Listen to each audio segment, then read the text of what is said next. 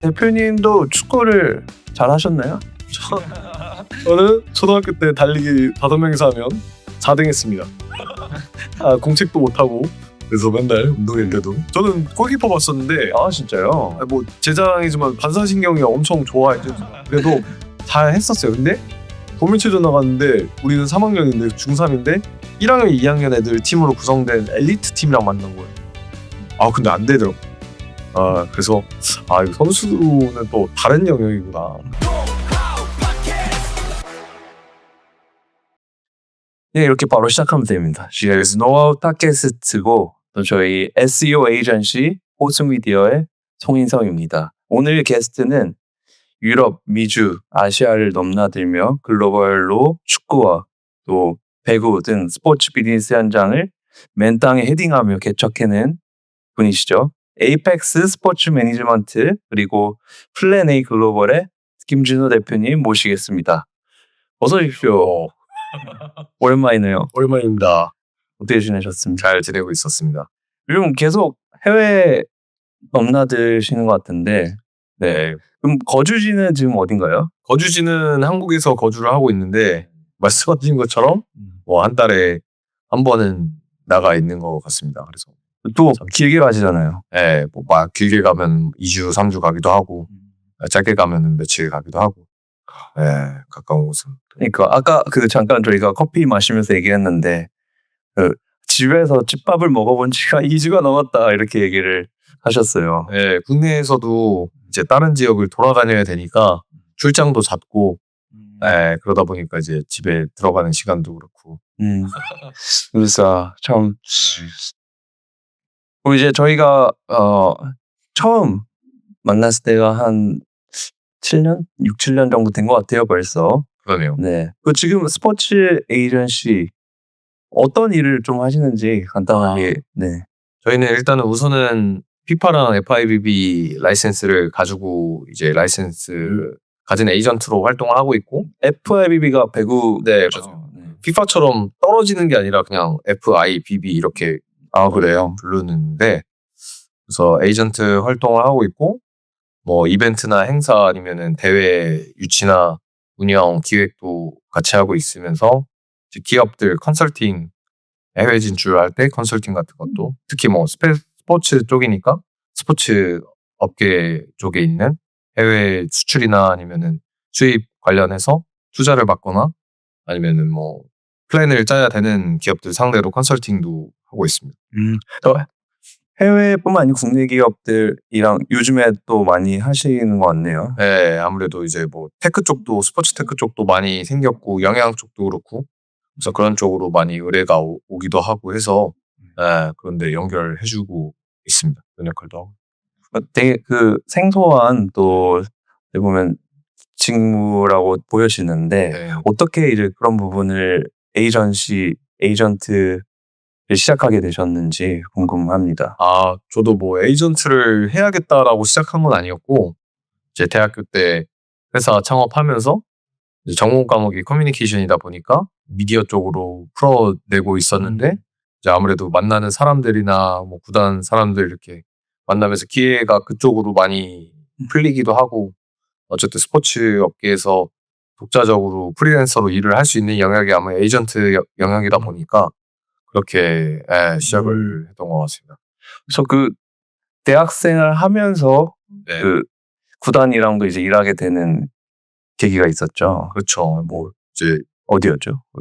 화이트캡스랑도 밴쿠버랑도 MLS 팀이랑도 뭐 직접적으로 일을 한 거는 이제 미디어 쪽으로 일을 했었어요. 출입 기자 하면서 거기 기사 송고해주고 한국 쪽으로 MLS 관련돼서 생소했던 시기라, 그래서 그런 거를 한국어로 풀어서 많이 이제 하려고 했었고, 물론 뭐 저보다 더 많이 아시는 분들도 많았지만 어쨌든 대중적으로 잘 모르는 시기가 있었어서 그런 거를 많이 하려고 했었던 것 같습니다.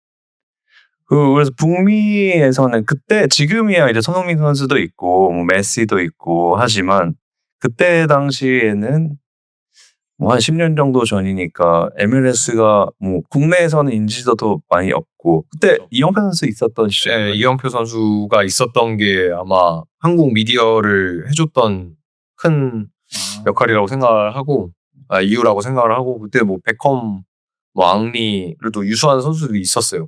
인기는. 그래서 램파드도 그때 은퇴를 했고 그쪽에서. 그렇네. 저는 요즘에는 이제 좀 중동 쪽으로 많이 가고 뭐 미국도 많이 가긴 하지만 그때 당시에는 중국도 많이 갔었고. 그렇죠. 네.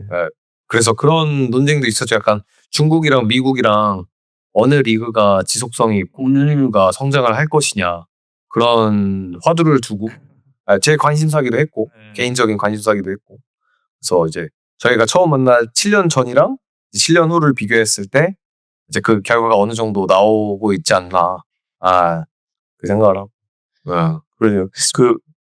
다들 이제 아시겠지만 미국에서는 그 축구 말고도 사실 축구가 메이저 스포츠가 아니었잖아요. 이제 근데 요즘은 좀 분위기가 좀 달라졌나요? 그래서 저도 이제 밴쿠버에 부모님 뵈러 2번 정도 가고 뭐 일 있으면 3번 가고 막 하는 정도라 뭐 체감하는 스포츠의 인기는 모르겠지만 그 우리나라에서 생각하는 그러니까 한국에서 생각하는 인기와 그쪽의 인기는 좀 다르다고 생각해요. 예를 들어서 축구가 인기가 거기가 북미가 없다는 건 상대적인 얘기지 NFL, 뭐 MLB, NBA랑 비교해서 없다는 거지. 뭐 한국에서 말하는 것처럼 경기장이 텅텅 비거나 그러지는 않기 때문에 그리고 뭐 축구 보는 사람이 야구 보기도 하고 뭐 미식 축구를 보기도 하니까 이게 축구가 몇 번째 인기다 이렇게 얘기하는 거는 사실상 의미가 없지 않나. 실생활에서도 많이 하는 스포츠이기도 하고 어느 정도 스테레오 타입이 있다고 생각을 해요. 개인적으로는. 북미 스포츠에 대해서. 그리고 전에는 좀 인종에 따라 좀 히스패닉이나 이쪽 분들은 또 축구를 굉장히 또 더 좋아하는 경향이 있었던 제 경험으로는 그랬었는데 요즘에는 좀 다양하게 또 좋아하는 것 같아요. 그렇죠. 뭐 아이코닉한 선수들도 생기고 각 나라마다 뭐 아프리카 원래 뭐 그렇게 많이 했기도 하고 그래서 그 인종의 벽도 뭐 히스패닉 인구가 당연히 베이스에 깔려 있는 도시들이 있잖아요. 예를 들어 뭐 샌디에고나 뭐 이런 남부 쪽에 있는 그런 데는 어차피 무시할 수 없는 파퓰레이션이지만 뭐 아시아 계통들도 많고 그 사람들이 제일 좋아하는 스포츠도 축구기도 하고 그러다 보니까 더 탄력을 받는 게 아닌가. 그렇네요. 대표님도 축구를 잘 하셨나요? 저는 초등학교 때 달리기 5명이서 하면 4등 했습니다. 공책도 못하고 그래서 맨날 운동회 때도 그리고 대학 생활은 캐나다에서 하셨는데 자라왔던 대한민국에서 태어나고 자라긴 하셨어요? 아니요, 중학교 때 이제 이민을 간 거죠. 유학을 간 게 아니라 어쨌든 외가가 다 캐나다에 계셨으니까 그래서 유학 가서 고등학교랑 대학교를 거기서 나오고 이제 대학교 졸업하는 시점에서 나오긴 했지만 그 전에도 이제 저도 일을 배워야 되니까 창업이라고 해놨는데 할 줄 모르니까 뭐 다른 나라에서 인턴도 하기도 하고. 그래서 이제 아까 어린 시절에 이제 북미에 있으면 캐나다에 있으면 뭐 하키도 그렇고 사실 더 인기 있는 스포츠가 있었을 텐데 원래 한국에 있었을 때부터 축구를 좋아하셨던 건지 아니면 축구에 강한 끌림이 있었던 거예요? 그러니까 뭐 이렇게 선수까지는 아니었어도 학교 대표까지는 했었어요. 그래 뭐 이렇게 팀 친구들끼리 만들어서 근데 그 팀으로 이제 도민체전 나가기도 하고 이제 학교에서 뭐 반대항전 많이 하잖아요. 중학교나 고등학교는. 그래서 뭐 그 정도는 했었고 그리고 당연히 그때는 미쳐서 살았고 공부보다는 축구가 더 재밌으니까 거의 뭐 선수처럼 그러니까 선수 훈련을 받고 이런 건 아니지만 생활 자체는 선수처럼 이렇게 유니폼 모아주고 맨날 모여가지고 그 고민하고 저도 그렇게 쌓았었기 때문에 너무 공감합니다. 그 시절이 너무 행복했어요. 그러니까 지금도 제일 친한 친구들 그때 했던 친구들 저도 그러니까 그런 영향은 있는 것 같아요 확실히. 그리고 약간 망상이었을 수 있는데 혹시라도 또 선수가 될 수 있지 않을까. 그렇죠. 근데 저도 그랬는데 저는 골키퍼 봤었는데 아 진짜요? 뭐 제 자랑이지만 반사신경이 엄청 좋아했죠. 그래도 잘 했었어요. 근데 도민체전 나갔는데 우리는 3학년인데 중3인데 1학년, 2학년 애들 팀으로 구성된 엘리트 팀이랑 만난 거예요. 근데 안 되더라고. 그래서 이거 선수는 또 다른 영역이구나. 그죠. 다른 영역이 맞죠. 그런 거 같아요. 그럼 그 축구를 어린 시절에 이렇게 좋아하다가 근데 이게 또 직업으로 삼는 거는 그러니까 그런 어떻게 보면은 엘리트 선수들과 경험을 하고 나서 이 길은 이제 아니다라고 했는데 사실 그때 당시에는 뭐 선수 말고 다른 축구 관련된 뭐 스포츠 관련된 직업이 다양하지 않았을 것 같은데 네. 계속해서 이 축구 쪽으로 내가 직업을 삼고 일을 해봐야겠다라는 생각을 어떻게 하게 되셨나요? 근데 저는 사실은 축구 선수를 꿈꿔본 적 한 번도 없고 왜냐면 달리기가 맨날 꼴찌였으니까 그래서 그건 일찌감치 없었는데 그 축구라고 카테고리를 정해놓지는 않았었어요. 사실 왜냐면 스포츠라고 정해놨어요. 왜냐면 제가 받았던 동기는 뭐 축구에서 오는 그런 전율이 아니었고 경기장에서 보이는 그런 뭐 행사로서 아니면 이벤트로서의 매력이었지 그 스포츠 하나에 국한되지는 않았었던 것 같아요. 다만 이제 어쨌든 모수나 아니면은 뭐 마켓 사이즈로 봤을 때 축구가 제일 처음 시작하는 뉴커머들한테 또 밀접한 스포츠다 보니까 축구로 시작을 하게 된 거지. 네, 딱히 뭐 축구에 대해 열정이 있고 선수의 이름을 달달 외우고 막 그런 거는 아니었었던 것 같아요. 그리고 오히려 또 미디어 쪽으로 관심이 많아서 블로그 같은 것도 운영하기도 하고 그런 것들. 블로그를 그 학생 때도 계속 운영했었어요. 그때 뭐 메이저리그 뉴스 같은 거 나오면 뭐 영어 공부할 겸 그때도 뭐 영어를 공부를 계속 해야 되는 시점이니까 한국어 번역해서 올리기도 하고 뭐 네이버 블로그 같은데 원래 페이스북 페이지에 썼었는데 그래서 뭐 MLS 코리아 해서 한국어 소식 이렇게 전하는 걸로 해서 때문에 그때 했던 그런 기록들이나 일들이 지금 일을 하는데 도움이 많이 됐나요? 그렇죠. 뭐 인사이트는 많이 생겼었던 것 같아요. 이제 뭐 사람을 만나기도 하면 이렇게 뭐 할 얘기가 있어야 되는데 따로 공부를 하지 않아도 대충 MLS 북미에 왔으면 MLS 물어보게 돼 있잖아요. 뭐 한국에 오든 다른 나라에 가든 뭐 밴쿠버에서 왔다 그러면 거기는 어떠냐 축구가 뭐 스포츠가 어떠냐라고 했을 때 어차피 운영하는 게 있으니까 최신 트렌드를 트래킹하는데 도움이 많이 됐었던 것 같아요. 그걸로 뭐 광고를 받고 막 이런 건 아니었지만 수익이 나는 건 아니었지만 그래서 잘된 포스팅은 유료로 광고를 해보기도 하고 페이스북 그래요. 열어서 근데 예를 들어서 그 국자도 이제 광고를 하니까 궁금해서 그런데 그때 당시 이제 블로그나 페이스북 포스팅을 반응이 있는 거를 그 광고를 돌려서 이제 어떤 의도로 광고를 돌리려고 하셨던 거예요? 나를 이제 좀 더 알리려고 하신 건지. 그러니까 그때도 어쨌든 뉴미디어 쪽에 공부를 하고 있으니까 뭘 하려고 해도 커뮤니티가 필요하다는 걸 알았어요. 트래픽이 필요하고 내가 어떤 거에서 영향력을 가지거나 수입을 내려고 하면 커뮤니티가 필요하다는 걸 알고 인지하고 있었어서 거기에 뭐 팔로워 수 늘리는 거 돈 쓰고라도 한번 보고 싶은 마음도 있었고 그리고 그 당시에는 지금처럼 막 뭐 홍보할 수 있는 매체가 많지를 않아서 그 페이스북 팔로워 하나당 얼마 막 이렇게 객단가가 책정된 경우도 많았어요. 그래서 그런 걸 노리고 한 건 아니지만 어쨌든 커뮤니티가 만들어져야 제가 그 다음 스텝으로 넘어갈 수 있다고 생각을 했기 때문에 비즈니스 관점에서도 투자를 했던 것 같아요. 그래봐야 뭐 50불, 100불 이 정도였지만 그래도 그때 그런 시도를 사실 하기가 시도를 잘 안 하던 시기였고 그때 또 페이스북이 굉장히 광고가 지금에 비교하면 잘 되던 시기라서 너무 잘하셨던 것 같아요. 그런 경험을 해봤다는 것 자체가. 그때 학생 시절이었죠. 대학교 때였고 근데 그런 걸 좋아하긴 했어요. 어렸을 때부터 막 정리해놓고 뭐 초등학교 때는 막 학교 홈페이지에 막 곤충 관련된 거 글 쓰기도 하고 뭐 지금 보면 일기장에 쓰는 것 같긴 한데 그래서 그런 거가 취미생활처럼 이제 공부하면서 했던 것 같습니다. 그런 일들이 사실 내가 스포츠 마케팅에 관심이 있거나 아니면은 뭐 이런 스포츠에 관심이 있는 에이전트가 뭐 되고 싶거나 하는 사람들은 이제 그런 기록들이 되게 궁금하고 또 많이 보였을 것 같아요. 네. 네.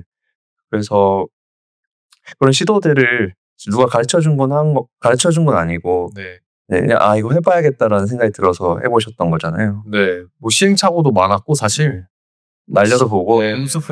시도도 많이 해 봤고 그리고 뭐 다른 페이지들 막 가서 이렇게 어떻게 하고 있나 이런 거 많이 보기도 하고. 근데 자기 동기부여가 좀 많이 되는 타입이라 사실 본인 스스로. 어떻게 동기부여하세요? 그냥 우선은 안 해 봤던 거에 대해서 성취하는 거에 욕심이 있어요. 예, 그러니까 이제 보통 사람의 지향점이라는 게 있잖아요. 어떤 사람은 뭐 돈을 많이 벌어야 행복하고 어떤 사람은 어떤 특정한 행동을 해야 행복한 것처럼 제 동기는 이제 성취감이라 이제 그게 뭐 팔로워 수가 될 수도 있고 포스팅 뭐 뷰 카운트가 될 수도 있고 하지만 그 당시에는 이제 안 해본 걸 해본다는 거에 성취가 있고 아 내가 이거를 처음으로 하고 아 처음으로 이런 MLS라는 무대에서 한국어로 이제 컨텐츠를 만든다라는 거에 좀, 뭐 거창하게 얘기하지만 뭐 번역 수준이었지만 그런 거에 좀 보람을 많이 느꼈었던 것 같아요. 그래서 그걸로 그 동력으로 계속 해왔던 것 같고. 예. 새로운 시도를 이제 하면서 느꼈던 것들이 제가 왜냐면은 좀 궁금한 게 제가 저희 한 처음 만났을 때 6-7년 전에 만났을 때 그때도 이제 MLS에 대해서 저한테 이제 얘기를 많이 해 주셨어요. 네.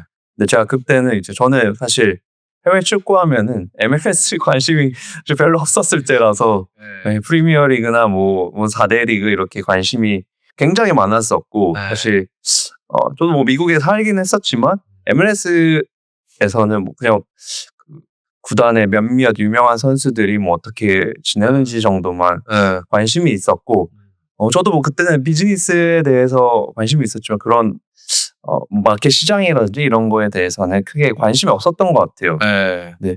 근데 지금 그때 어떻게 보면 MLS에 대한 인사이트를 계속 가져왔던 게 네. 요즘에 많이 좀 도움이 될 수 있을 것 같아요. 네. 뭐 MLS랑 직접적으로 이제 하는 거는 이제 마지막으로 한 거는 2021년, 2년 정도에 LA 갤럭시랑 했던 행사로 뭐 그만한다기보다는 지금 뭐 멈춰 있는데 그런 거보다도 이제 거기서도 커뮤니티 팀을 만들고 뭐 법인을 운영하면서 이제 그런 혜택을 많이 보고 있죠. 왜냐면 이게 축구 열기가 올라올 걸 알고 있었고 어쨌든 MLS랑 처음 시작했기 때문에 구단이랑 처음 시작했기 때문에 그래서 그런 부분들을 이제 축구가 올라올 거라고 생각을 했어요. 그리고 실제로 운이 좋게도 이제 한국 선수들이 활약을 많이 해줬고 그래서 그렇기 때문에 또 그렇게 될 수 있었던 게 아닌가. 근데 사실 뭐 에이전트로서 MLS는 아직 터치를 하지 못했기 때문에 그래서 그런 것도 많이 이제 관심을 가지고 보고 있죠. 어떤 선수가 어떻게 가고 이런 것들에 대해서도. 그러니 그 손흥민 선수가 이제 가고 네. 또 메시도 있고 유명한 선수들이 지금 많잖아요. 네. 그러면 이 MLS를 좀 재밌게 보려면 어떤 포인트들이 좀 있을까요? 그러니까 아까 말씀드린 것처럼 뭐 사실 은퇴에 가까워진 선수들이 많이 가는 네. 리그지만 또 신예들도 종종 나오는 경우가 많아요. 뭐 저 그때 한창 했을 때 말씀 나눴을 때 뭐 예들린이라든가 시애틀에 아니면은 데이비드 알폰소 지금 미넨에 있는 선수라든가 선수들이 이제 잘해서 MLS 잘해서 빅리그 진출하고 그렇죠. 그렇죠. 네.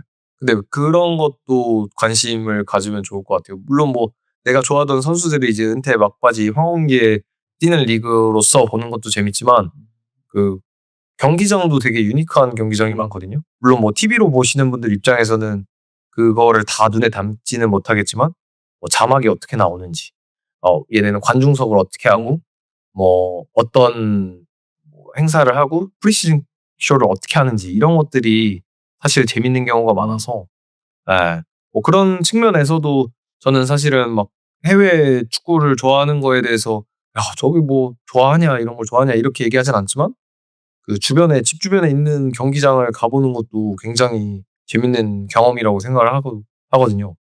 그래서 그런 것도 관전 포인트가 아닌가. 유명한 선수들이 있던 아니든 우리 뭐 K리그랑 아니면 뭐 영국 리그 좋아하시는 뭐 프리미어 리그랑 MLS랑 어떤 게 다른가. 뭐 소위 말해서 카메라 구도조차도 다르잖아요. 그러니까 이렇게 잡으니까 또 이렇게 보이기도 하네를 보면서 느끼면서 생각하면서 보면 더 재밌는 경험이 되지 않을까. 저는 맞아요. 그 매치 메이킹도 굉장히 또 재밌게 하고 이번에도 개막전이었나요? 네. 손흥민, 메시 있어. 만들어서 네, 그래서 그런 거를 굉장히 미국 스포츠가 네. 잘하고 또 비즈니스적으로 잘 풀어낸다고 생각을 해요. 맞습니다. 그래서 그런 부분 굉장히 또 미국 스포츠가 잘 하잖아요. 네. SNS 하는 것도 그렇고 뭐 현장에 갈 수 있으면은 저는 장내 그 아나운서나 아니면은 그 음악을 하시는 디렉터들도 역량에 따라서 분위기가 완전히 달라질 수 있는 부분도 많거든요. 캐나다나 미국은 본부장이 있는 구단들도 있어서 아예 다른 분위기에서 즐길 수가 있는 것 같아요. 유럽도 물론 뭐 거대한 뭐 아름다운 경기장도 많지만 북미에 있는 경기장들도 되게 유니크한 게 많다. 네.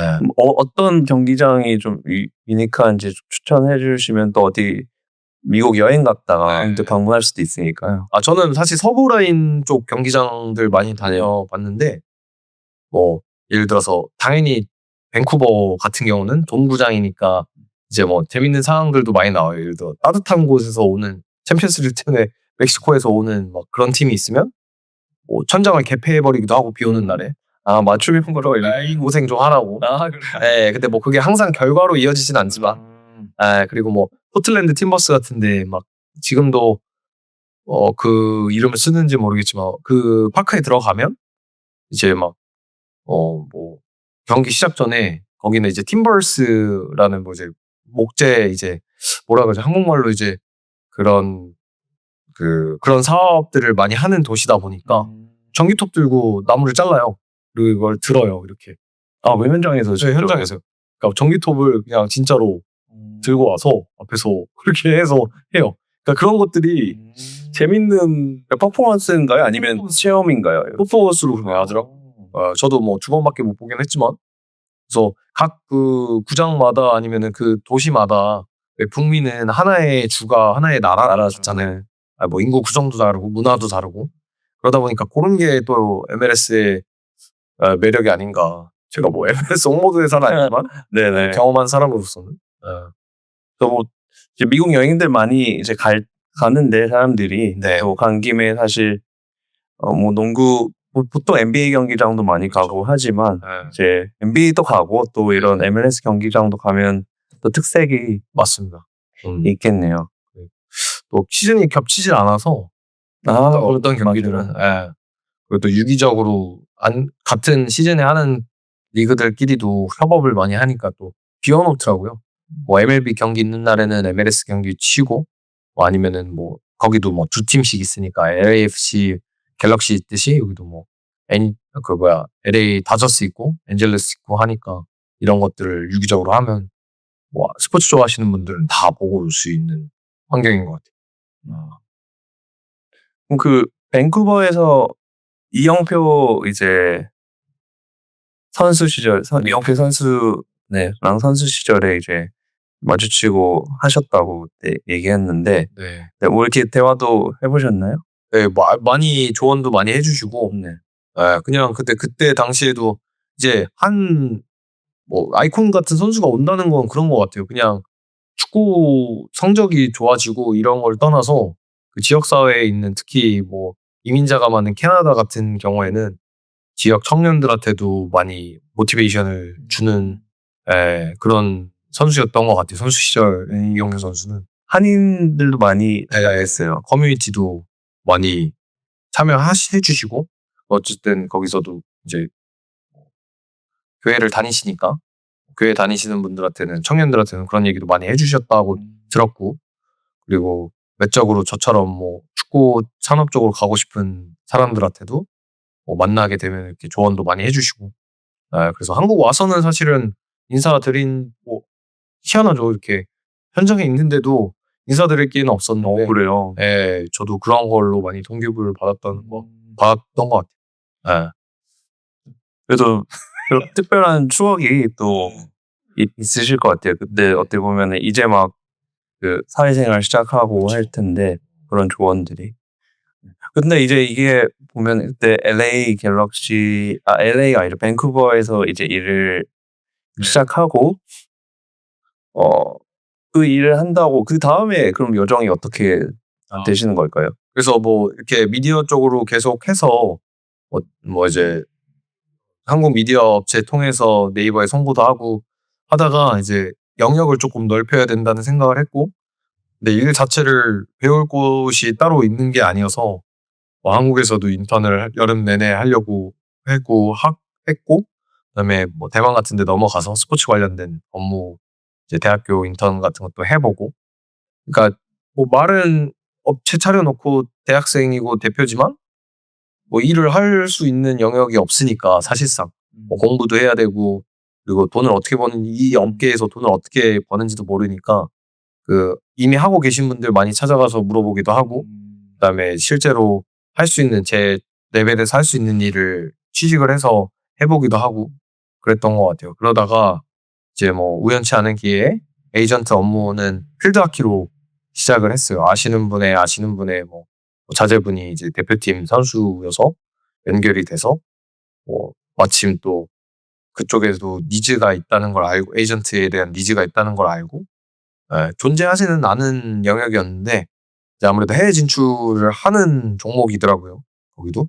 필드하키가 네. 네. 그래서 그거 하면서 뭐 금전적으로 많이 벌었다 이거가 아니라 업무가 어떻게 돌아가는지 알게 된 것 같아요. 이 에이전트의 메커니즘이 어떻게 되나.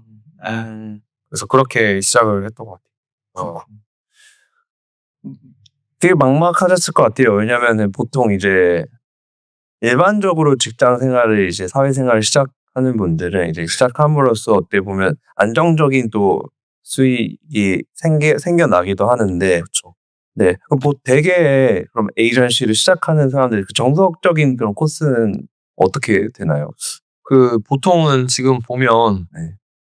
그 선수를 하셨었거나 선출. 아니면은 뭐 가족 내에 선수가 있거나 아니면 뭐 지도자가 있거나 그러신 분들이 대부분 많이 하고, 잘하시는 분들도 그런 분들이 많아서 그 아니면은 뭐 예를 들어 업계에 오래 계셨거나 뭐 기자분 출신들도 계시고, 뭐 마케팅 하셨던 분들도, 대행사 했던 분들도 계시고, 뭐 아니면 어페럴 뭐 브랜드사에 계셨던 분들도 계시고, 이 다양하게 시작점은 다 다양한 것 같아요.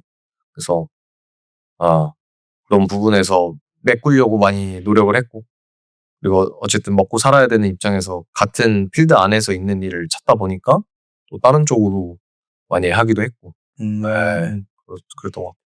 단순히 그러니까 일반적으로 제가 생각했을 때는 원래 이제 에이전트 뭐 에이전시 같은 경우는 이게 선수를 관리하고 구단과의 이제 치열한 협상을 하고 이 정도만 생각했는데 네. 이제 그거 외에도 굉장히 또 많은 일들이 있네요. 또 들어보니까 알아야 될 것들. 그렇죠. 뭐 컨셉을 어떻게 잡느냐에 따라서 다르겠지만 어쨌든 자영업자니까 그거는 제가 정하는 거고.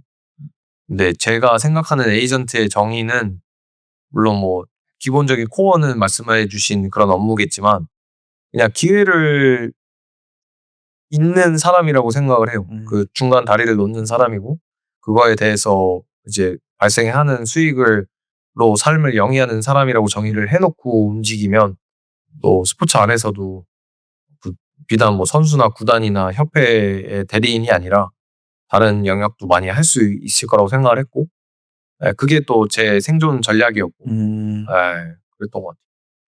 그 수익은 주로 어떻게 나나요? 수익은 이제 뭐 근데 이 업계가 이제 정보가 많지 않다 뿐이지 메커니즘은 보통 여타의 세일즈랑 똑같은 것 같아요. 예를 들어서 차를 판매하시는 분, 핸드폰을 판매하시는 분, 집을 판매하시는 분, 뭐 무기를 판매하시는 분처럼 이제 수익이 나고 어디야 판매하면 그거에 대한 이제 커미션을 떼는 그런 형식의 이제 그런 직종이죠. 에이전트라는 건. 어떻게 보면 그런 그 판매를 한다는 거는 네. 그 어떤 제품이 네. 될 수도 있고 아니면 내가 보유한 그 선수를 구단과 이어주는 그런 역할. 그렇죠. 고용 계약인 거죠.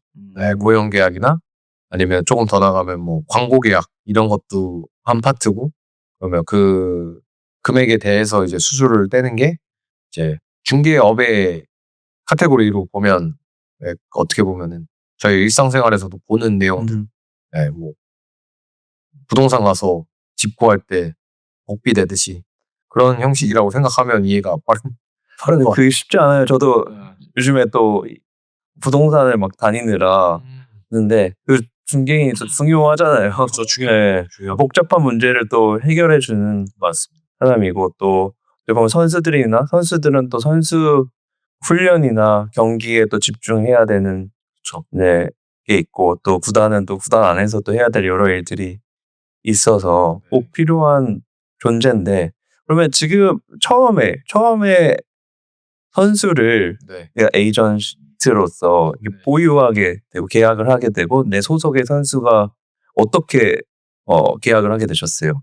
뭐 지금이야 뭐 이제 유소년 선수들도 보러 다니고 프로 선수들도 이제 뭐 저희 소위 말하는 저희랑 PC 맞는 선수들한테 이제 뭐 프로포즈를 하기도 하고 하지만 그 당시에는 사실은 제가 가지고 있는 배경이나 없으니까. 아니면 활동 반경에 축구라는 건 없었으니까 거의 처음 시작을 이제 구단 이제 일을 하면서 뭐 이 구단들에서 필요한 부분들을 채워주면서 했던 것 같고 선수들도 제가 처음 시작하는 것만큼 도움이 많이 필요한 선수들이 많았었죠 보통. 예, 그리고 뭐 다 성공한 건 아니었지만 어쨌든 관계를 그렇게 형성하면서 마케를 진입했던 것 같아요.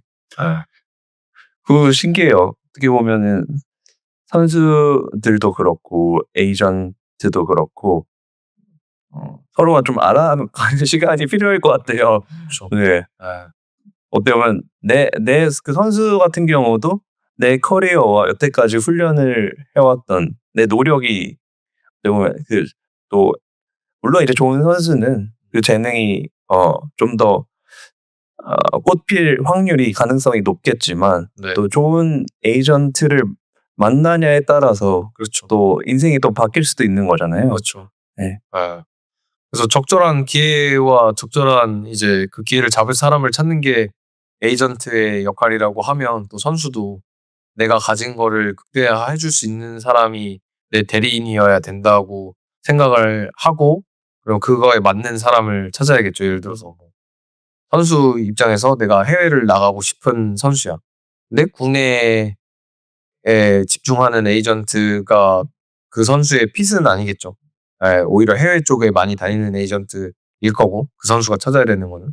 그럼 반대의 입장에서도 뭐 국내에 좀 스테이블하게 있어야 되는 선수의 같은 경우는 해외로 돌아다니면서 해외 기회를 찾는 에이전시가 아니라 국내에서 활동을 많이 하는 관계가 있는 그런 에이전트를 찾아야 되는 거겠죠. 그래서 그런 부분들이 맞았을 때 이제 같이 할 수 있는 것 같고 근데 그거는 이제 업무적으로 봤었을 때도 그렇고 뭐 생활 스타일이나 아니면은 가지고 있는 생각이 비슷해야 또 같이 갈 수 있는 부분인 것 같기도 해요. 어차피 사람 하는 일이라 그런 부분이 가장 중요하지 않나. 동료네요. 파트너이면서 저 동료이고 그래서 어떻게 보면은 같이 또 협업을 함에 있어서 그러니까 서로 이제 핏이 맞아야 된다고 얘기를 하셨는데 네. 어 그 대표님만의 이제 이런 핏을 가진 선수가 그동안 좀 잘 맞았다. 네. 아니면 좀 이런 부분은 좀 맞지 않았다는 게 있을까요? 잘 맞았던 부류들은 그냥 이게 삶을 같이 살아간다고 생각해 주는 친구들이랑 잘 맞았던 것 같아요. 그러니까 뭐 이게 뭐 에이전트니까 어떻게 하고 선수니까 어떻게 해야 되고 막 이런 게 아니라 그냥 이제 살면서 고민 있으면 고민 얘기도 하고 뭐 저도 궁금한 거 있으면 물어보기도 하고 그런 사람이 되자고 생각을 했고 그게 에이전트의 역할이라고 생각을 하고 있고 지금도. 그러니까 제가 뭐 축구를 했던 게 아니라 선수들한테 줄 수 있는 피드백은 그런 부분밖에 없어요. 그들이 경험하지 못한 거, 제가 경험했던 거를 얘기를 해주거나 아니면 반대로 제가 축구적으로 모르는 부분을 저희 선수들한테 물어보는 경우도 있고 그래서 그런 공감대를 형성하고 그거를 이제 같이 존중해 줄 수 있는 선수들이랑 많이 맞았고 지금도 사실 잘 지내는 친구들 은퇴하고 잘 지내는 친구들도 그런 부분에서 서로의 리스펙트가 있고 그런 부분이 많았던 것 같아요. 근데 뭐 잘 안 맞았던 친구들은 많이 없었던 게 아예 이게 엮일 그게 아예 없더라고요. 그래서 그런 선수들은 많이 없었고 오히려 잘 맞는 친구들은 그런 친구들이 아니었나. 뭐 일이든 생활이든 같이 좀 고민해주고 같이 풀어보려고 하고 노력을 같이 하는 선수들이 많이 많았던 것 같아요. 그래도 이제 그 축구 에이전트로서 지금 여태까지 함께 했던 선수들은 이제 어떤 선수들이 있죠? 뭐 요즘에 제일 많이 얘기가 나왔던 건 이제 수원 FC의 파블로 사박. 이번 리비아로 이적하면서 어디로 이적했다고요? 리비아로 이적을 했습니다. 리비아에. 그 중동이죠. 네, 중동인데 아프리카예요. 뭐 카다피인가? 네네. 군사 정권 있는 그쪽으로 이적했는데 뭐 교감도 교감이지만 어쨌든 에이전트로서 또 스텝업 하게끔 큰 딜을 또 하게끔 해줬던 선수기도 하고 뭐 예전에 했던 선수들도 많지만 지금 저희가 하고 있는 네덜란드에 있는 승균이 같은 경우도 배승규 선수도 페에노르트 맞죠. 지금 그러면 그 황인범 선수랑 같은 팀에 있는 팀에 있는데 임대를 가 있습니다. 2부에 임대를 가 있고 저희도 지금 같이 하시는 대표님들이 가서 또 관리도 하고 있고. 근데 그런 경우에 이제 에이전트의 역할은 어디까지인 거예요? 이제 예를 들어 선수가 이적을 하고 이제 계약을 하면은 이제 끝나는 건지 아니면은 계속 지속적으로 케어하고 해야 되는 그런 경계도 궁금해요. 네, 그게 되게 재밌는 부분인데 국내에 있는 국내 선수들은 사실 생활 부분에서 봐줄 게 많이 없어요. 네, 해외에서 국내로 들어오는 외국인 선수들이나 국내에서 해외를 나가는 선수들은 사실 A부터 Z까지 해주는 경우가 많아요. 이방인이 그러니까 그리고 그들도 도움이 필요하고요. 사실 그런 부분에서 언어부터 시작해서 단순하게 뭐 핸드폰 개통 같은 것도 그렇고 뭐 차량 수배하는 것도 그렇고 이게 에이전트로서 참 좋은 거는 많은 걸 경험하게 돼요. 저도 뭐 처음에 뭐 똑같으시겠지만 부동산 어떻게 계약을 하는지 뭐 중고차 어떻게 팔아야 되는지 경험할 기회가 뭐 30 전에도 사실 많이 없잖아요.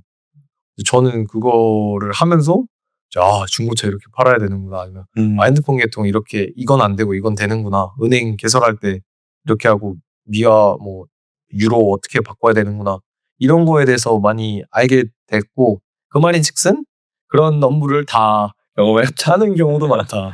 아니 그런 게 이제 사실 뭐 대한민국에서는 뭐 할 수 있겠지만 또 외국 나면 대표님도 그 나라는 또 어떻게 또 생활하는지는 모를 것 같아서 그렇죠. 이것저것 찾아보고 물어보고 해야 될 것 같네요. 다만 이제 언어가 이제 영어를 쓰다 보니까 아무래도 다른 분들보다는 쉬운 부분은 있어요. 근데 주변 도움을 많이 받죠. 사실 그 나라 가면 뭐 법도 다르고 뭐 운전하는 방향도 가끔 다를 때도 있고 하니까 그런 부분에서는 주변 분들이 많이 도와주시죠. 근데 그 중동으로 아까 그 이적한 케이스 같은 경우는 그럴 때는 이제 다 대부분 나라들 영어로 커뮤니케이션 하나요? 저도 이제 축구 쪽 하면서 느끼는 건데 영어만 잘 해도 이쪽은 괜찮겠다. 스포츠 쪽은 왜냐면 구단마다 물론 뭐 오피셜 랭귀지라고 하면 독어도 있고 스페인어도 있고 하지만 대부분의 축구 구단들에서는 영어를 하는 분들이 계시기 때문에 그것만 해도 뭐 나쁘진 않은 것 같다. 선수들은 뭐 에이전트가 되고 싶은 분이든 아니면 이런 스포츠 쪽으로 뭐 마케팅을 한다든지 비즈니스 하는 분들은 어떻게 보면은 영어가 필수라고 보여지네요. 어쨌든. 그렇죠. 어쨌든 시험을 영어로 봐야 되니까요, 사실. 그래서 어느 정도 할 수 있는 부분도 필요한 것 같고. 빌바오에서도 그럼 영어로 하신 거예요? 아틀레티코 네, 풋볼. 제가 스페인어를 못하니까 친구들이 영어를 하더라고요.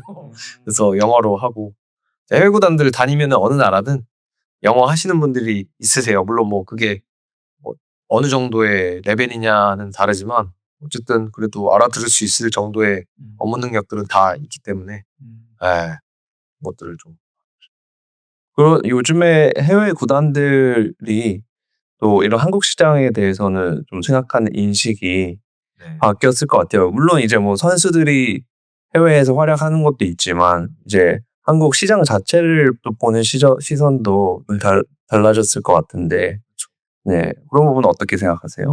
근데 이게 스포츠에 국한된 건 아닌 것 같아요.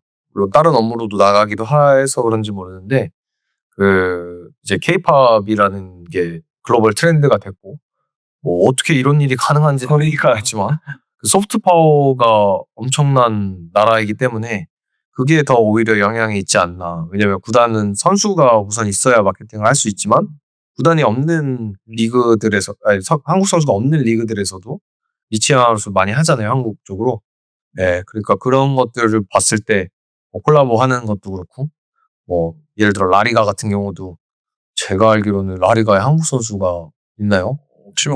지는 있는 걸로 아는데 한국 마켓 두드리는 것도 마케팅적으로도 어느 정도 이렇게 의미가 있으니까 그런 게 아닌가. 그래서 인식도 당연히 손흥민 선수, 황희찬 선수, 황인범 선수, 김민재 선수 이렇게 오영규 선수 뭐 이렇게 있지만 그런 선수들이 잘해줌으로써 위상도 올라간 측면도 있지만 어쨌든 문화적으로도 굉장히 높아져 있고 어딜 가든 저만 해도 아시아든 유럽이든 북미든 가서 미팅을 하면 사업하는 사람 입장으로서 아이스 브레이킹 하기가 너무 편리해요.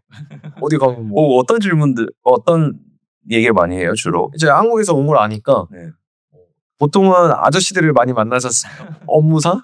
그러면은 이제 자기 와이프가 뭐 이태원 클래스 잘 봤다. 그래요? 오징어 게임 뭐 이번 시즌 어떤 거 같다.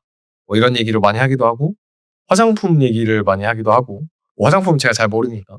근데 실제로 외국에서 손님들 오시면 그 코스가 있어요. 인천공항에서 올리브영 들렸다가 한 3시간 막 보시고 뭐 아저씨들이 오셔도 와이프 거 딸들 뭐 이런 거 뭐 장모님 거 막 이렇게 선물해서 가시더라고요. 그런 거 보면서 이게 또 노출이 많아야 또 시장성도 올라간다고 생각을 하니까 쇼비즈니스라 그런 부분도 굉장한 역할을 하고 있지 않나. 예. 장내 아나운서가 틀어주는 장내 DJ가 틀어주는 음악도 한국 선수가 안 뛰고 있는데도 K-팝인 경우가 많고. 그러니까 하나의 이제 음악의 장르가 돼서 이제 뭐 꼭 한국 관련된 게 아니더라도 듣는 그런 음악이 경기장에서 그런 버린 거네요. 신기하네요. 그러면 축구뿐만 아니라 배구장 가도 예를 들어서 이번에 태국에서 열린 VNL이 월드컵 같은 거거든요. 배구에서 여자 VNL 갔는데 한국 팀은 정작 진출을 못했어요. 그래요? 퀄리파이를 못했는데 장내에서 나오는 음악은 한국 음악. 이런 경우도 많아서 참 어떤 세상에서 살고 있는 건가. 많이 진짜 더 느끼실 것 같아요. 해외에서 직접 부딪히시니까. 정말 그런 것 같아요. 호감으로 받아주시니까 일단. 그래서 저희가 생각할 때는 이런 이제 해외 축구 소식 같은 거 보면은 뭐 토트넘의 뭐 전에 이제 레비 회장이라든지 뭐 이런 협상하는 그런 루머들 이제 보면은 만만치 않은 것 같아요. 근데 이제 그런 협상을 처음에 시작하러 들어갈 때 굉장히 떨리실 것 같은데 그런 아이스 브레이킹을 또 잘 할 수가 있으면 이런 한국적인 부분에 대해서 그런 부분이 좀 도움이 많이 되셨을 것 같네요. 네. 어쨌든 뭐 인간 관계에서 나오는 게 협상이라 사실은 상대방의 의도를 다 파악을 하고 미팅을 하는 자리가 대부분이고 그거에 따라서 이 친구가 아니면 이 사람, 이 에이전트가 뭘 원하는지 알면서도 하나 더 내줄 수 있는 관계를 만드는 게 이제 협상의 시작이라고 생각을 하고 그런 측면에서는 아무래도 유리한 국적의 이제 선수를 가지고 있고 그런 베이스를 가지고 있기 때문에 조금 더 낫지 않을까 뭐 그런 생각을 하고 있습니다. 긴장됐던 처음에 이제 그런 해외 구단들이나 아니면은 좀 빅클럽들도 가보셨나요? 네, 많이 가봤고, 네. 예, 미팅도 해봤고, 어때요? 떨릴 것 같은데. 네. 네, 왜냐면 저희도 이제 비즈니스 하다 보면은 이제 중요한 발표나 미팅이 있을 때 네, 긴장되잖아요. 맞아요. 네, 아침에 저도 이제 아침에는 주로 중요한 미팅이 있으면 네. 밥도 안 먹고 네. 네, 물이나 음료도 잘 안 마셔요. 화장실 가고 싶어지고 이러니까. 그렇죠. 네, 그런 것처럼 네. 그런 빅클럽 갈 때 그런 대표님께서 네, 긴장됐던 순간들이 네. 있으셨는지. 그러니까 저는 이제 학교가 아까 말씀드린 전공 과목이 커뮤니케이션 쪽이라 발표 평가가 굉장히 많았어요. 그러니까 이제 캐나다에서 대학교 다니면서 발표 평가가 많아서 그때가 오히려 더 떨렸던 때가 많은 것 같아요. 처음이니까. 이제 근데 4학년 졸업하고 날 때쯤 되니까 그냥 뭐 학교에서 하던 것보다 사람도 적은 데서 하고 그리고 뭐 그런 마인드세트였던 것 같아요. 잃을 게 있나? 어차피 이 사람들이 내가 발표한 게 싫어서 내가 제안하는 걸 받지 않으면 뭐 지들이 일을 같이 하는 사람이 아니게 되고 네, 거절하는 거다. 내가 어차피 티켓 사서 나는 이제 청중의 입장에서 이제 구단을 마주를 할 텐데 굳이 내가 여기서 뭐 주눅 들거나 그럴 필요가 있나라고 생각을 많이 했고 그래서 그렇게 막 떠는 거는 많이 없었던 것 같아요. 오히려 학교 다닐 때 처음 발표 뭐 1, 2학년 때 하던 거 그런 것들이 조금 더 떨리는 경우가 많았어요. 네. 그래서 어떤 미팅 같은 경우는 네. 이 클럽이랑 네. 딜을 꼭 하고 싶다. 뭐 이런 욕심이 또 들 때도 있잖아요. 그렇죠. 네. 그리고 대표님 같은 경우는 이제 또 해외로 갔다 오면 뭐 그런 경비 같은 것도 네. 사실 리스크가 좀 있다라고 시간도 그렇고. 그렇죠. 네. 그래서 그런 부분들이 꼭 이루고 싶은 뭐 딜들도 있었을 텐데. 네. 네. 그럴 때는 뭐 저희도 뭐 해외 나가서 뭐 미팅을 하거나 뭐 영업을 하거나 이런 경우가 있잖아요. 비즈니스 하는 분들도. 네. 네, 어떤 마음가짐으로 좀 가는 편이세요? 그 초창기에는 우선은 이제 투자를 한다고 생각을 했어요. 그래서 투자를 한다고 생각을 하고 뭐 심지어 뭐 여행을 가는 계획에서도 미팅할 사람들을 찾아보고 갔어요. 그러니까 그냥 단순하게 뭐 일본에 여행을 친구들이랑 갈 때도 주변에 그때 일본에 있는 에이전트들이랑 연락을 할 수가 있나? 그래서 뭐 링크드인 뒤지기도 하고 링크드인을 링크드인을 뒤져서 연락을 해보기도 하고 아니면 뭐 홈페이지에 있는 그냥 구단 메일을 해서 나 한국에서 일하는 사람인데 뭐 거기 갈 예정인데 뭐 커피 챗 가능하냐 이렇게 보내보기도 하고 실제로 거절도 많이 당하고 그렇게 좀 많이 했었고 경비 같은 경우는 이제 어느 정도 매추어가 되니까 비즈니스가 매추어하게 되니까 저희가 따로 쓰는 경비는 많이 없어요. 클라이언트가 이제 경비를 대거나 아니면은 딜이 만들어져서 그 재반 비용으로 써서 갈 수 있는 상황이거나. 예. 근데 이게 저도 하다 보니까 어느 정도 이제 네트워크가 형성이 되고 한 번씩 이상 본 사람들의 경우는 업무가 대면에서 하는 것보다 이제 서면으로 많이 진행이 되고 대면에서 만났을 때는 사인할 때 서로 이제 만족할 만한 결과를 얻고 그 오피셜 이거 하는 거네요. 일종의 뭐 축하 행사 자리인 경우가 많아서 그 자리에서 이제 딱 페이퍼를 보고 하는 경우는 거의 없는 것 같아요. 근데 그거는 다른 업계도 비슷한 게 뭐 집을 보러 갈 때도 어떤 조건인지 다 맞추고 도장 찍으러 가는 거지 그 자리에서 뭐 5천 더 까주세요 막 이렇게 안 하는 것처럼 그런 경우가 많은 것 같아요. 네. 처음에는 이제 그런 경험도 없고 또 경력도 없다 보니까 이제 뭐 링크드인도 DM도 많이 보내고 네. 하셨지만 어느 정도 이제 결과도 생기고 또 경험도 생기면서는 그런 부분이 그 구단에서도 그렇고 초대를 해주는 경우가 많고 네. 또 계약으로 이제 이어지는 게 확정이 된 상태, 그렇죠. 네, 그 상태에 대면을 하러 간다라고 얘기해 주셨네요. 네. 그래서 물론 뭐 근데 사업 스타일에 따라 다른 것 같아요. 저는 되게 보수적인 스타일의 사업가라 뭐 레버리지를 하는 스타일은 아니거든요.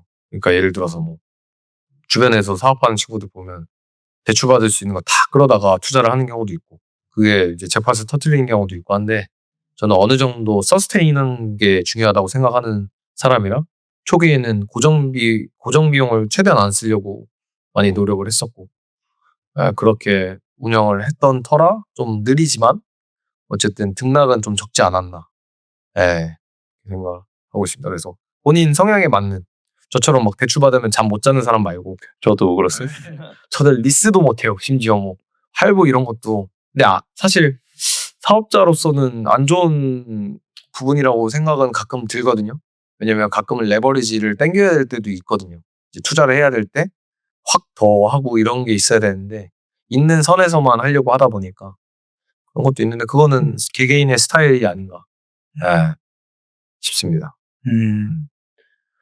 그런 경험들이 참 특별한 것 같고 저도 좀 비슷한 성향인 것 같아요. 네. 네. 제가 있는 거 안에서 레버리지를 좀 하려고 하는 네, 성향이다 보니까 저도 같은 고민을 많이 하게 돼요. 내가 뭐 이 안정적으로만 하려고 하는 게 아닌지 그런 생각이 들어서 또 그럴 때마다 또 이런 도전들이 또 필요한 것 같고.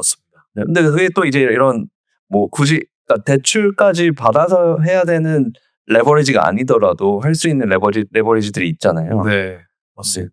뭐 지금 같이 협업하시는 동료분들이 있나요? 아니면 파트너? 네, 제가 원래는 한 2년 전까지는 한 10년 혼자 하다가 이제 좀 사이즈를 제 나름대로의 레버리지죠. 그래서 이제 동료들 모아서 이제 또 법인 하나 다시 내고 그리고 이제 컨셉도 다르게 해서 그렇게 운영을 하고 있습니다. 그 에이전트를 하면서 언제 보람을 느끼시나요? 보람을 느끼는 부분은 결국에는 사람 장사다 보니까 어떻게 보면 뭐 사람 장사라고 해서 노예상을 얘기하는 건 아니지만 그 사람한테 오는 감동이 제일 큰 것 같아요. 예를 들어서 뭐 선수들이 잘 해주는 것도 감동이지만 그 서로의 유대로 인해서 더 나은 결과가 나오거나 아니면 그런 부분이 아니더라도 이제 은퇴를 하고 나서 본인의 길을 잘 찾아가는 모습을 보고 거기에 조금이라도 일조를 했다는 걸 알게 되고 그거에 대해서 서로에게 고마움을 표현하고 그런 부분이 조금 더 보람 되게끔 해주는 순간들이 아닌가. 실제로 그런 것 때문에 일을 하고 있고 저도 이제 포기하고 싶은 순간도 많았고 하다가 이게 맞나라고 하는 순간에 또 저희 선수들이 그런 친구들이 많아서 감동을 주는 친구들이 많아서 더 지속할 수 있던 게 아닌가. 그런 것 같아요. 피치든 피치 바뀌든. 보통은 사람들이 경기장 안에서의 이제 선수와 커넥션을 이제 생각하겠지만 생각보다 경기장 밖에서 훈련장 밖에서 선수들과 생활하는 경우가 많은 것 같아요. 또 얘기를 들어보니까. 그렇죠. 또 거쳐간 선수들이 많은데 사실 기억에 남는 선수가 있나요? 저는 사실은 이제 유명한 선수들은 아니지만 첫 점이라고 하죠. 처음에 이제 만났던 친구들 아직도 진짜 저는 친동생이라고 생각하는 친구들인데 한국 선수죠. 네, 한국 선수들. 그래서 그 선수들 뭐 지금 스포츠 쪽에 둘 다 있고 뭐 아직 현역 선수 하는 친구들도 있는데 그런 친구들이 가장 기억에 남는 것 같아요. 뭐 사업을 하는 놈도 있고 뭐 이제 프로구단에 있다가 낙향에서 하는 놈도 있고 이제 독립구단 사무국장 하는 친구도 있고 하니까 이제 그런 거 보면은 또 그런 친구들이 가장 기억에 남죠. 물론 뭐 영광적인 뭐 기록적인 이적료를 남겨주고 간 선수도 기억에 남지만 또 제 기억에는 그 친구들 덕분에 지금 이 일을 하고 있는 거라고 생각해서 자주 봐요. 자주 보고 자주 통화하고. 인간으로서도 좋은 친구가 생겼다고 보면 되겠네요. 네. 그러니까 그게 저도 제일 가장 필요했던 부분인 것 같아요. 이제 캐나다에서 한국으로 처음 이제 졸업하고 나자마자 온 건데 그때 뭐 제가 여기 가족이 있는 게 아니니까 고민이 있어도 얘기할 수 있는 사람이 있었던 것도 아니고 오히려 제가 선수들이 더 필요했던 게 아닌가. 그래서 와, 누구나 에이전트라는 존재의 컨셉에 사람은 있어야 되는구나. 예, 그래서 그거를 따져 상정했을 때 고민이 있으면 얘기할 수 있고 삶의 방향에 대해서 의문이 생기실 때 의견을 구할 수 있는 사람이 있어야겠다라고 했는데 저는 반대로 그게 선수들이었던 것 같아요. 고 선수들. 아, 그래서 잘 만났다. 실제로 도움도 많이 받았고. 예. 그 관계가 참 아름답고 멋있는 직업이에요, 이게 참. 그러니까요. 네. 참. 아, 때려쳐야지라고 생각하면서도 이제 그 친구들 보면 또 아유, 그래도 좋은 직업이다라는 생각도 들고. 아까 포기하고 싶던 순간이 꽤 있었다고 하셨는데, 네. 어떤 순간이 있었을까요? 그러니까 뭐든 이제 처음에 대표님도 시작했을 때 아시겠지만 처음엔 거절의 연속이에요. 그리고 그거를 버티기가 쉽지 않고. 저도 처음에는 이제 스포츠 미디어 마케팅 이쪽으로 해보고 싶으니까 연락도 많이 넣어봤고, 뭐 대부분의 반응이 뭐 없거나 아니면 너 뭔데가 주를 잃었고. 그러다 보니까 그럴 때도 있었고, 아니면 일이 없어서 수익이 없으면 이제 생활적인 부분이 직결이 되잖아요. 그러니까 그런 부분에서 이거 한 달에 들어가는 돈은 어쨌든 밥값만 해도 뭐 월 몇십만 원 들어가는데 그것도 충당하지 못하는 일을 하고 있는 자신을 보면 이게 캐나다에서 대학교 나와서 이게 일인가 싶기도 하고. 그러니까 인풋에 비해서 아웃풋이 없다고 생각을 하는 순간이 분명히 오죠. 그래서 그런 순간을 버티는 게 쉽지 않았던 거고. 근데 다행히 이제 주변에서 많이 도와주시고 저도 그렇게 생각을 하려고 많이 노력을 그런 순간들.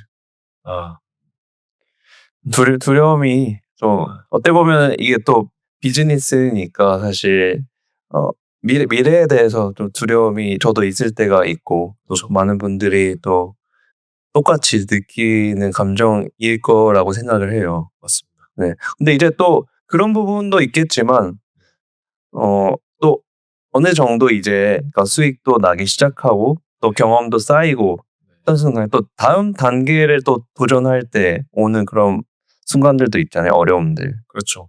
네. 그래서 그런 부분을 빨리 파악하는 것도 중요한 것 같아요. 그러니까 업계 내에서 뭐 즐거운 일을 하는 거, 가슴 뛰는 일을 하는 것도 중요하지만 내가 우리 경쟁자, 어쨌든 경쟁 사회니까 경쟁자들에 비해서 어떤 부분이 우위를 가지고 있느냐에 따라서 설계를 잘 해야 될 것 같아요. 그러니까 저 같은 경우는 비즈니스 모델을 만드는 걸 잘 하고 그러면 그거에 따라서 이제 어떻게 돈을 만들어야 될지 수익을 만들어야 될지를 읽는 눈이 좋다고 생각을 하거든요, 저는. 그러면 그거에 따라서 다음 넥스트 스텝을 어떤 걸 설정할지를 결정을 해서 가는 부분이어서 그런 거에 대해 본인이 가진 에셋이 뭔지를 빨리 파악하는 게 이제 자영업자로서는 큰 부분이지 않을까. 그래서 그런 어려움이 있을 때 뭐 어려움을 알아야 어떻게 돌파할지를 뭐 계산을 하든 플랜을 세우든 하니까 그런 부분을 빨리 파악을 하는 게 우선 제일 중요하다. 그리고 때로는 그 강점을 파악했을 때 남들이 안 해봤던 뭐 하지 못하는 일을 해내기도 하고 그거에 성취감을 모티베이션 삼아서 동기부여 삼아서 다음 스텝을 넘어가는 경우도 있고 그런 것 같습니다. 말씀하셨던 것처럼 그 업계에서나 아니면 경쟁사들이 아니면 경쟁자들이 그 하지 않았던 것들을 좀 도전했던 그런 사례들이 있으신가요? 네, 그런 사례들이 이제 종종 있고 계속 하려고 하죠. 예를 들어서 뭐 소위 말해서 에이전트 업무로 하면 아무도 한국 선수가 안 가봤던 데를 뭐 선수를 보내거나 축구든 배구든 어떤 나라로 예를 들어서 예를 들어서 뭐 아이슬란드 같은 나라 아예 뭐 유럽인데 유럽이야라고 하는 나라죠. 인구 자체도 작잖아요. 아이슬란드. 그렇죠. 거기 뭐 30만 원 정도 되나요? 그러니까 그런 데 보내기도 하고 아니면은 뭐 한국 배구 선수를 대만으로 보내기도 하고 처음으로 가는 그런 선수. 그러니까 안 개척된 마켓을 개척하는 거에 대해서 뭐 희열을 느끼기도 하지만 생존 전략이 아닌가. 왜냐면 메인 플레이어들이 있는 메인 마켓에서는 뭐 어느 정도의 힘을 갖추기 전까지는 능력이나 뭐 역량을 갖추기 전까지는 마이너한 사람일 수밖에 없으니까 아예 아무도 깃발 꽂지 않은 곳에 가서 메이저 플레이어로 이제 가는 게 또 전략일 수도 있다고 생각을 했어요. 뭐 베트남도 그랬고, 예, 물론 이게 모노폴리를 하거나 올리고폴리를 할 수 있는, 뭐 독점을 하거나 아니면은 뭐 세미 독점 정도 할 수 있는 곳을 가서 깃발을 꽂아 놓는 게 전략이었어서 그런 걸 많이 시도를 했던 것 같아요. 뭐 그게 근데 지형뿐만 아니라 이제 작동하는 원리도 원래 기존에 있었던 것도 많이 바꾸려고 노력을 했었던 것 같고 그런 식으로. 그 말씀하신 것처럼 그러니까 기존에 있던 시장이 아니라 다른 시장에 이제 도전을 하실 때 네. 그래도 그 타겟을 설정할 때 네. 이 어떤 국가들을 내가 도전해 봐야겠다. 네. 뭐 요런 건 어떤 기준으로 정하실까요? 그러니까 그 에이전트의 기본 소양이라고 하면 저는 사실 그 언어도 중요한 파트라고 생각하는데 이문 사회에 대해서 관심이 많아야 된다고 생각해요.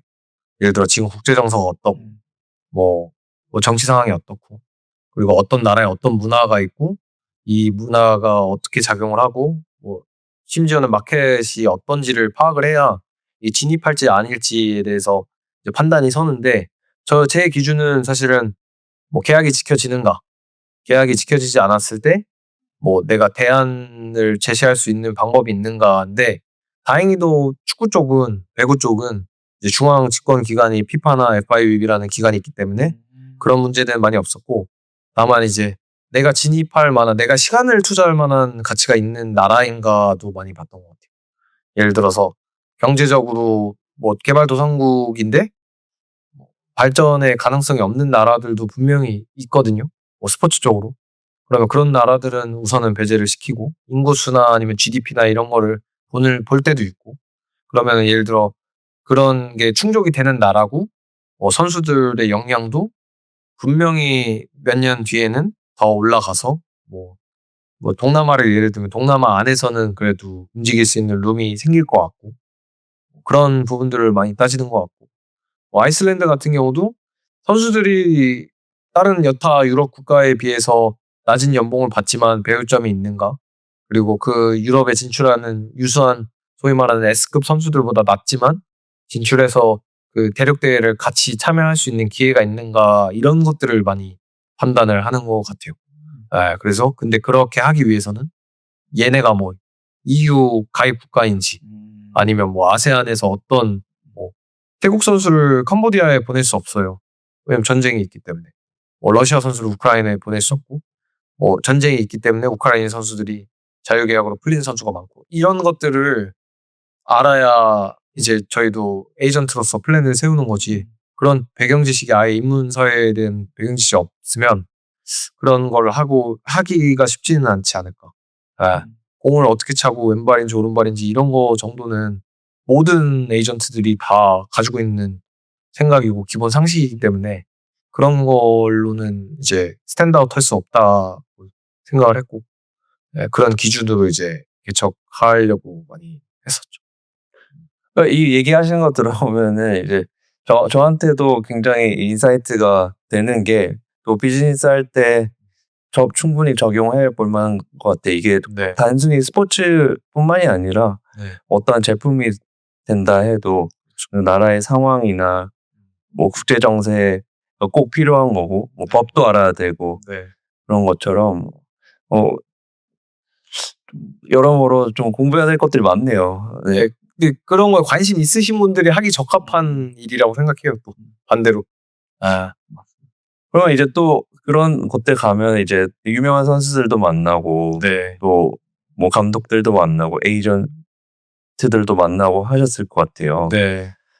그 기억에 남는 그런 축구계 네. 선수가 있을까요? 감독이나 인물? 저는 원래 그 일 시작하기 전에 첼시를 너무 좋아해요. 그러세요?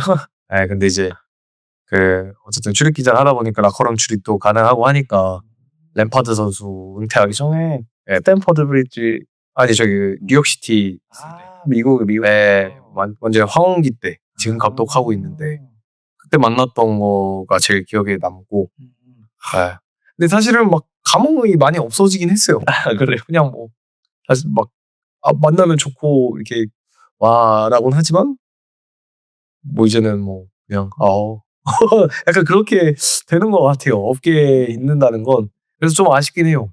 옛날에는 막 유니폼도 자유롭게 입고 제가 입고 싶은 거 제가 좋아하는 색상에 좋아하는 스타일로 입고 지금은 좀 의식하게 되나요? 저 거래처들이 다르니까 예를 들어서 뭐 제가 LA 갤럭시랑 이제 이렇게 일을 하고 있는데 LAFC 옷이 이쁘게 나온다고 해서 그걸 입을 수 없고 약간 그런 것들이 있어요.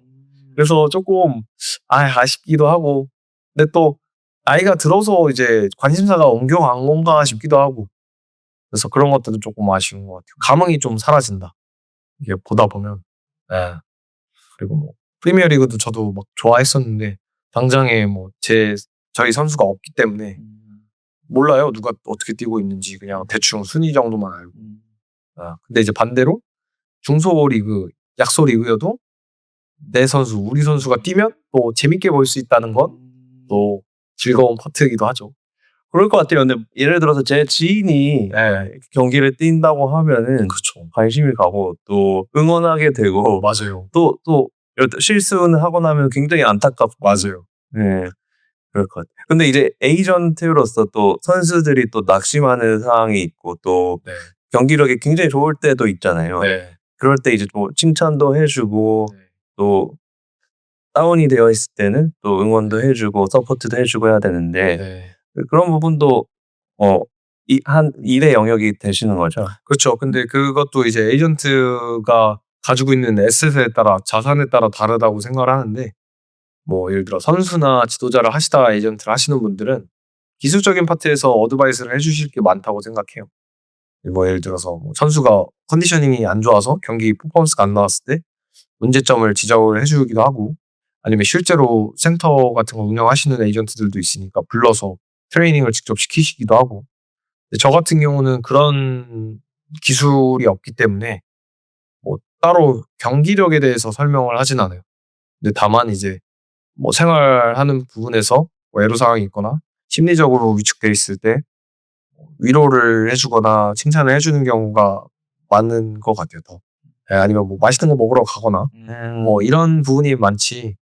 저는 가끔 그렇게 생각하거든요. 제가 감히 이 사람들한테 뭐 야 이럴 때는 어떻게 차고 패스는 이렇게 해야지라고 하면 저 사람이 생각할 때 이 사람이 뭘 알고 얘기를 하나 이 형이 뭘 알고 얘기를 하나 그렇게 생각할 것 같아서 저는 그런 얘기 잘 안 하고 이게 보면은 이제 축구계에서도 보면은 이제 댓글 쓰다 보면은 선수들한테 이렇게 해라.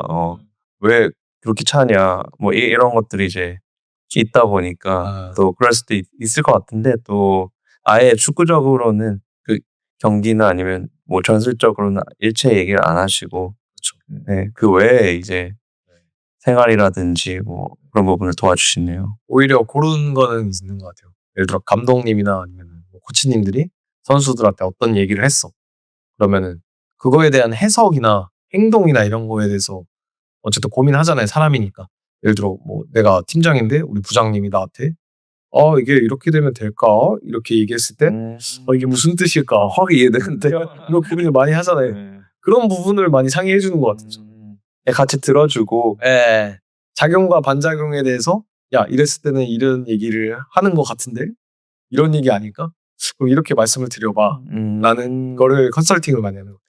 어쨌든 선수들도 그 감독의 눈에 이제 잘 들어야 되고 또 감독이 하려는 그 플레이를 또 같이 잘 해줘야 되기 때문에 그런 부분에 있어서 내 생각과 좀 다를 수 있을 것 같아요. 내 플레이 스타일과 다를 수도 있고 그런 걸 맞춰가는 그 과정에서 또 상담을 해주고 왜냐하면 선수들은 이제 구단이 하나지만 이제 관리하는 선수들은 구단이 많잖아요. 제 측면에서는. 그러면 이제 대충 케이스들이 많다 보니까 이럴 때 이렇게 했었는데 이런 결과가 나왔다라는 거를 얘기해 주기는 가장 좋은 포지션이 아닌가. 어떤 형은 야 걔는 어떻게 했는데 어떻게 됐다더라. 그러니까 너도 그거 감안해서 그렇게 한번 말씀을 드리거나 그렇게 훈련을 하는 게 좋지 않겠냐.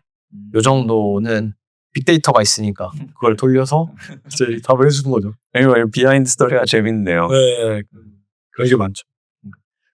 그리고 뭐 구단들도 이렇게 다니고 선수들도 만나고 하면서 또 구단에서 또 배려도 많이 해주고 네. 또 투어도 많이 시켜주고 네. 하면서 또 그 안에 있는 구단들이 어떻게 돌아가는지 네. 또 선수들 어떻게 또 훈련하고 생활하는지도 많이 보셨을 것 같아요. 네. 저는 사실 에이전트가 꿈은 아니었고 그 단장이 꿈이었어요, 사실. 네, 단장이라면 구단- 구단의 단장. 네. 그렇다 보니까 이제 구단 업무에 대해서도 굉장히 관심도 많고 시스템이나 막 뭐 규정 막 이런 거에 관심이 많은 사람이라 뭐 가면은 선수 얘기보다 그런 얘기를 먼저 여쭤보는 것 같아요. 귀찮게 하시는 마케팅 뭐 어떻게 하냐, 선수 할 때 뭐 옵션 같은 거 어떻게 넣으시냐 막 이런 거 많이 물어보고. 그래서 그런 것도 궁금하거든요. 뭐 연봉이나 뭐 보너스나 네. 이런 것도 관여를 하실 텐데 네. 그런 부분을 어떻게 정하세요? 예를 들어서 뭐 센스랑 당연히 의논도 하겠지만 네. 뭐 데이터를 바탕으로 한다든지 네. 아니 뭐 그런 기준들이 있을까요? 제 생각에는 이제 저도 하다 보니까 협상이라는 거는 없는 거에서 만들어 오는 건 아니라고 생각해요. 네. 뭐 어떤 부분에서 그렇게 있는 카드에서 어떤 패를 내느냐의 싸움이라고 생각을 해요. 그러니까 이미 결론은 어느 정도 레인지 안에서 이제 조율을 하는 건데, 뭐 예를 들어 70%에서 마무리할 거냐, 40%에서 마무리할 거냐는 이제 그거의 카드를 맞추는 경기라고 생각을 하거든요. 그래서 그런 거를 의논할 때는 대의 명분도 당연히 있어야 되고, 예를 들어 우리 선수가 10골을 넣었는데 8골은 다른 여타 구단 선수가 뭐 얼마를 받고 있어. 그러면 저는 그거를 근거로 해서 이제 요청을 드리고, 거기서도 이제 상황에 따라서는 이제 그거를 받아들일 수도 있고, 구단 사정을 설명하시면서 거절을 할 수도 있고, 그러면 그 보관으로 보너스를 높인다던가 뭐 그런 방법을 써야겠죠. 아니면 다음 해에 어느 정도를 보장을 받는다던가.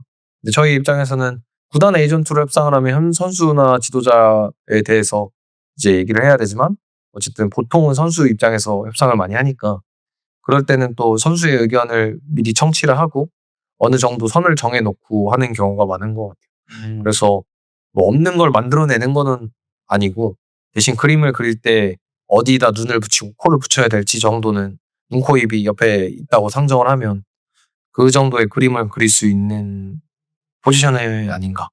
네, 그런 것 같습니다. 구단의 입장에서 그러니까 선수 입장에 구단의 입장에서도 그 에이전트의 역할을 했다고 하셨는데 그거는 어떤 식인지 궁금하네요. 리크루팅 하는 거를 헤드헌팅 같은 역할을 많이 했죠. 지도자분들을 모시고 가거나 아니면은 뭐 선수가 어떤 선수가 필요하다 그러면 그 선수 크라이테리아에 맞춰서 하는 거. 근데 그게 보통 선수 에이전트의 업무인데, 구단 에이전트로서 할 때는 이제 정보를 제공을 더 정리를 해줘서 주든가, 아니면은 다른 외부에서 들어오는 이제 선수나 지도자들의 프로필을 보고 그 해당 에이전트들이 제공하지 않은 정보에 대해서도 알아봐주고 그걸 구단에 피드백을 주고 의견을 주는 그런 역할이 많아요. 네, 그래서 그런 것들을 하는 거죠. 그 구단의 에이전트라고 했을 때 그 관계는 어떻게 되는 거예요? 그 구단의 뭐 직원으로서 되는 건지 아니요, 그냥 그것도 외주로 하는 식처럼 하는 거예요. 이제 저희가 뭐 예를 들어 뭐 후원사를 데려와 줄 수도 있고, 아니면은 아까 말한 고용 관계에서도 해줄 수도 있고. 중개인이네요, 진짜. 네, 중개인이죠. 마케팅적으로 뭐 캐주얼하게 이렇게 했을 때는 다른 나라는 어떻게 하나, 아니면 다른 나라는 사무국 구성을 어떻게 하나 라고 했을 때 그분들이 알 수 없는 정보들이 있잖아요. 그런 거를 이제 문서로 해서 정리해서 주기도 하고. 네, 그런 거. 그런 걸 할 때 되게 피드백도 빨리 줘야 되고 할 것 같아요. 예를 들어 부동산도 그렇잖아요. 네, 바로바로 해야 되는데. 그래서 이제 해외 구단들이랑 하면 이제 시차도 그렇고 네. 또 완전히 다르잖아요. 네. 맞습니다. 그런 부분에서 좀 어려움이 있을 것 같은데요. 그렇죠. 뭐 세계 구단에 한 번에 얽힌 경우도 많고 그 대륙이 다 다른 경우도 있어요. 그래서 근데 옛날에는 사실은 저도 처음에 시작할 때는 뭐 예를 들어 한국에 있고 LA가 있으면은 저 잘 시간에 일을 하고 잘 시간에 일을 하잖아요. 반대로 되잖아요. 그러면 뭐 새벽에 전화 오기도 하고 하면은 알람 제일 최대로 해놓고 전화벨 소리로 깨고 했는데, 이제는 그냥 타임을 정해서 야 요때 얘기하자라고 하고 그리고 하는 경우가 많아서. 어떻게 보면 그런 것도 비즈니스에서 저도 그런데 시스템적으로 지금 운영을 하려고 하시는 거잖아요. 맞습니다.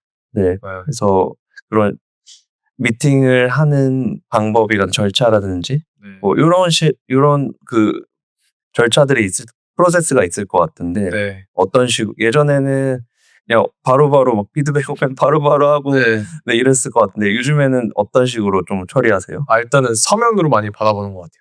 서면이요? 네. 그 미팅을 하기 전에 이메일로 네, 이메일로나 아니면 메신저로 일단은 너가 원하는 게 뭐고 필요한 게 뭔지 얘기해주면은 내가 우선 검토를 하고 그 자료를 준비해서 이날 몇 시 언제 만나거나 아니면은 줌 미팅 하자 이런 식으로 얘기를 하는 것 같아요.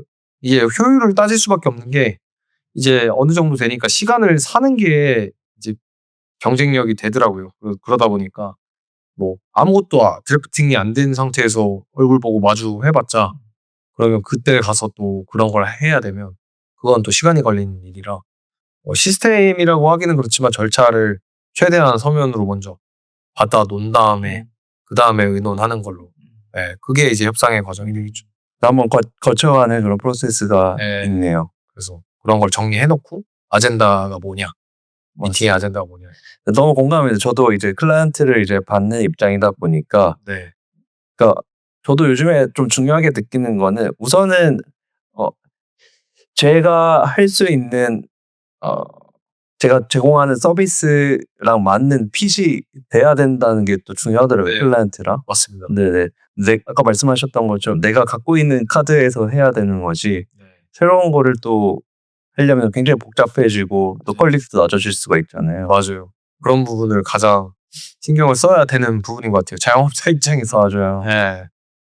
그래서 원하는 게 뭔지를 설명을 하게끔 만드는 것도 사실 협상이나 아니면은 카운터파티한테 이제 내가 정확하게 파악하는 데 중요한 프로세스인 것 같아요.